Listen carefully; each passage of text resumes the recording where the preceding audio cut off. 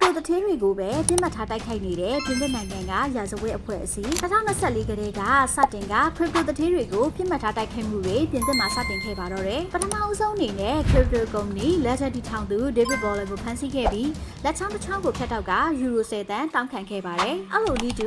2024ဒီဇင်ဘာတွင်ဒူဘိုင်းမှာအခြေစိုက်တော့ပြင်သစ် crypto လွှင့်သူတဦးရဲ့အဖေကိုဖမ်းဆီးပြီးလက်စီဖြန်းကမိရှုမီဟုချိန်ထောက်ခဲ့ပါတယ်အခု2025လက်တလုံးမှာတော့ပြင်သစ်လမ်းမပေါ်မှာအသက်60အရွယ် crypto ဈေးကွက်ရှာဖွေရေးကုမ္ပဏီပိုင်ရှင်တဦးကိုမနက်10:00နာရီခွဲလမ်းလျှောက်နေစဉ်ပြစ်မှတ်ထားဖမ်းဆီးခဲ့ကြပြီးသူ့သားစီကနေယူရို9.8တန်တောင်းခံခဲ့ပါတယ်ဒါအပြင်လက်ချောင်းချောင်းကိုဖျက်တောက်ခဲ့ပြီး2ရက်ကြာမှာပါရီမြို့တောင်ဘက်အင်တလုံးမှာရဲမြတ်ကကယ်တင်နိုင်ခဲ့ပါတယ်ပိုပြီးအဟောဖို့ကောင်းတာကပြင်သစ်စပိန်နဲ့ဘယ်လ်ဂျီယံတို့မှာလွန်ခဲ့သော9လအတွင်းအလားတူဖြစ်စဉ်များဇက်တိုက်ဖြစ်ပွားနေခဲ့ပါတယ်သူတို့ကိုပါနဲ့စွာရဲချေရမခံမိအောင်ငွေကြေးတောင်းခံရတွင် Monero HMR ကို privacy coin နေနဲ့တောင်းခံလေးရှိပါတယ်ဒါကြောင့်ငွေကြေးချေရမပြနိုင်ပဲငွေကြေးအမြောက်များလင်းမြန်စွာပြောင်းလဲနိုင်တဲ့အပြင်ဖမ်းမိရင်တော့တက်တေရှာခတ်တဲ့အနေအထားမှာရှိပါတယ်လက်ရှိမှာရဲတွေစုံစမ်းဆဲဆိုပေမဲ့ဖမ်းရခတ်တဲ့အနေအထားမှာရှိနေပြီး Siri Light သူတို့နောက်ထပ်ပြစ်မှုကျူးလွန်နိုင်တယ်လို့ယူဆရပါတယ်ကဲပရိသတ်တို့ရောဘယ်လိုထင်လဲ comment မှာပြောခဲ့ကြပါအောင်နော်